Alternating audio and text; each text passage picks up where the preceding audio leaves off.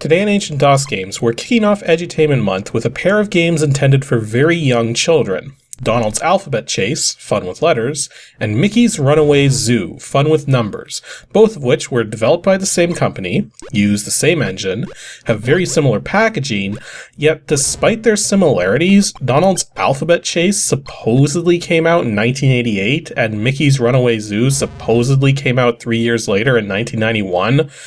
Quite frankly, I find it very hard to believe these weren't released at the same time for a whole bunch of reasons. Now, unfortunately, I can't go by file dates because even though I have the original discs right here, I don't have access to a 5¼ drive at the moment, so I had to pull the games from some archives, which don't necessarily provide the proper file dates. But as I dug around to try and solve this enigma, I found 3 curious things which lends credence to the games being released together in 1991.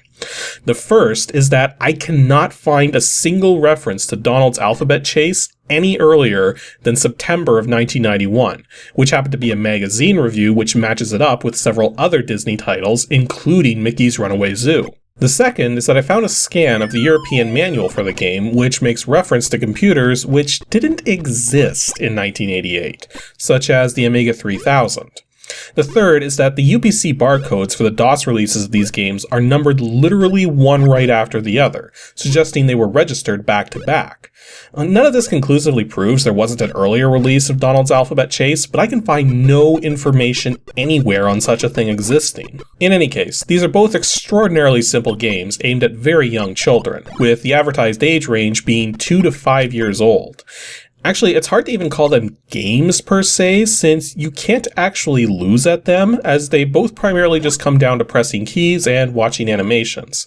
And because of this, the manuals actually go into details for parents on how they can go beyond what the games are capable of, such as having their kids identify various objects in the scenes in these games, or drawing out the letters and numbers from the games onto paper. Basically, these games are all right for what they are, and the graphics are fairly decent, but there are still some things I want to point out about them because both of them very slightly miss the mark on the kind of educational purpose they're supposed to be serving.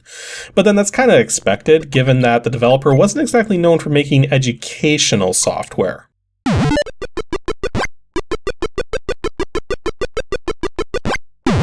The game stats for both Donald's Alphabet Chase and Mickey's Runaway Zoo are pretty much identical, so we might as well do them together. Again, even though Donald's Alphabet Chase was supposedly released in 1988, I can find nothing from that point in time confirming this to be the case, and plenty of stuff showing that both games existed in 1991. So until there's proof positive Donald's Alphabet Chase came earlier, I'm going to say they both came out roughly around the same time, in the middle of 1991. I will say, though, that when I was scanning through the executable files looking for copyright details, I discovered that both games are written using a version of Turbo-C which happened to be released in 1988. Now, given the lack of copyright dates in every piece of material these games have to offer, it could be that someone saw that when scanning the binary data of the executable and just assumed that was the release date, and then it propagated across the net since. This wouldn't be the first time a piece of misinformation spread like this. Anywho, both games were developed by Westwood Associates, not long before their name changed to Westwood Studios, and as you might imagine, these were pretty much the only 2 edutainment titles they ever made, possibly attributable to them wanting to electrocute Donald Duck in a bathtub.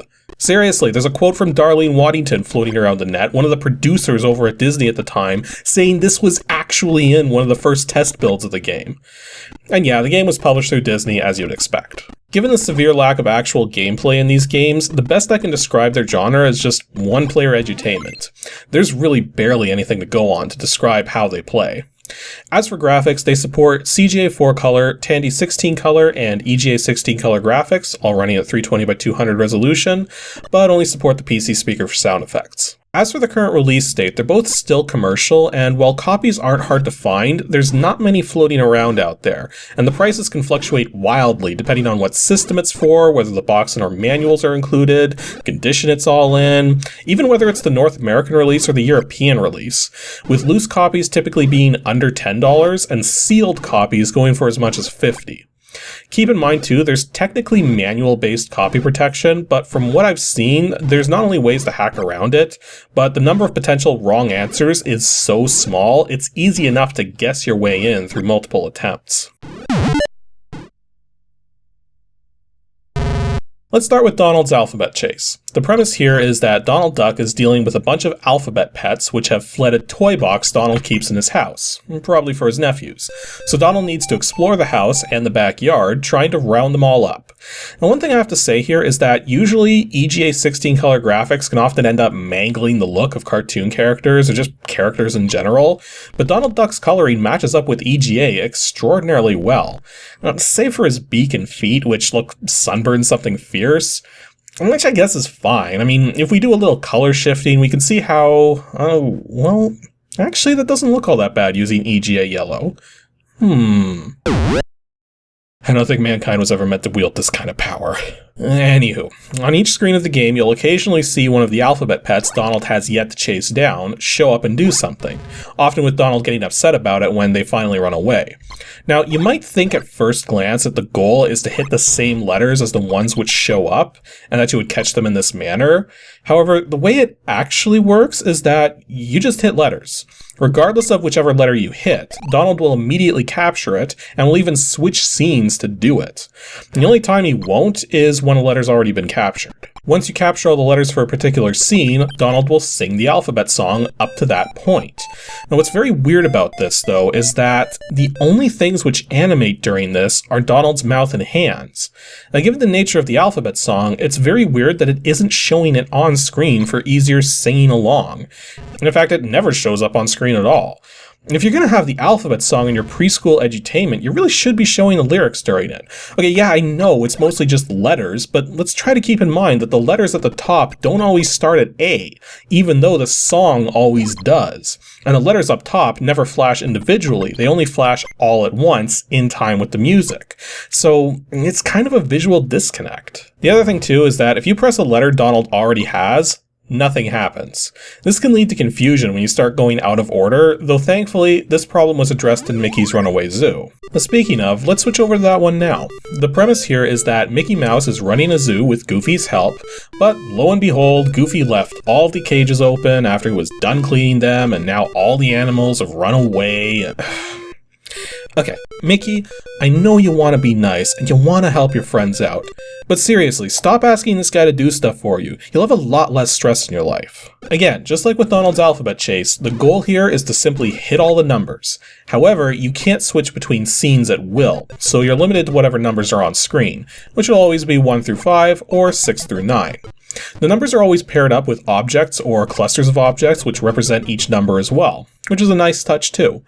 When you hit a number you haven't hit yet, a bunch of animals will come out of hiding and make their way into Mickey's trailer. If, however, you've already revealed a particular group of animals, they'll simply stick their heads out of the door one by one, once again counting up to the appropriate quantity. Now, personally, I feel Mickey's Runaway Zoo is the weaker of the two games for a few reasons. Firstly, Mickey and Goofy hardly do anything. Donald Duck was moving around, getting upset, getting spun in circles, doing that. But here, all Mickey and Goofy do is stand at the side of the screen and occasionally laugh, and that's it. So the game doesn't really give a feeling of playing as these characters, rather there's just along for the ride. Secondly, the game doesn't do a good job of reinforcing progress. You can tell what numbers have yet to be selected as they'll flash when the player isn't doing anything, but this flashing goes by very slowly, so you're never quite sure where you're at, as there's nothing on screen to constantly indicate your progress, like in Donald's alphabet chase where you can see which letters you've already caught at the top of the screen. Lastly, there's one key problem with this game when it comes to early learning with numbers, in that there's no 10. Well, there's no 0 either, but that's normal, as the concept of 0 is typically taught alongside subtraction in early math classes, which would be for a later age range this game is intended for. But the number 10 is always taught in early preschool stuff. Now, the reason it's missing is simple. There's no 10 key on the keyboard, and having young children hit 0 to represent 10 would be reinforcing the wrong idea. But then that ties in with the fundamental weakness of designing the game in this way to simply be about hitting numbers on the keyboard, is that you end up missing a fundamental piece of what you're trying to teach. Actually, that is one thing Mickey's Runaway Zoo does better than Donald's alphabet chase, is association. All the numbers here are paired up with things which have that number associated with them. You see a quantity equal to the number, and when you press the number, an equal quantity of animals comes out. In Donald's Alphabet Chase, there is no association at all, and this could theoretically become somewhat confusing. For instance, why is there a B working the television? Like, shouldn't that be a T? Why is there a J hiding in the fridge? Why is there a V going down a slide? Why is the E hiding in the toilet paper? On second thought, I'm just glad it's not hiding in the toilet itself. Why is the S on a skateboard? Oh, wait, that one actually makes sense. You know what? Never mind. Overall, Donald's Alphabet Chase and Mickey's Runaway Zoo are as basic gets when it comes to edutainment. Although they're meant for extremely early ages, they do have some weaknesses, so I can't say they would have been worth full price. But then that leads to one final point of interest I uncovered while researching these games, in that they were cheap. From what I understand, at a time when new in-box PC games are typically selling for between $30 and $50 each, both of these games were released at only $15 each. And the other thing too is that these are not really meant to be played solo by a young kid. They're meant as a companion tool for a parent to use while playing with their kids. And to that end, these programs do that job well enough. The games time themselves properly with the auto cycle setting in DOSBox, so you can just leave that be. But I have noticed that the animations run smoother in the Tandy graphics mode rather than the EGA graphics mode. So I would suggest setting the machine type as such and using Tandy graphics when starting these games. Anywho, that's all for today's episode of Ancient DOS Games. Next Saturday will be episode 234, and we'll be taking a look at another one of those Knowledge Adventure Activity Studio programs, though if memory serves, this was actually one of the better ones. Now I'm aware that's not really much of a hint to go off of, but hey, there's not many programs it could be anyways, so just send in any old guess to adg@pixelships.com and stay tuned to see if I remembered correctly as to its level of quality.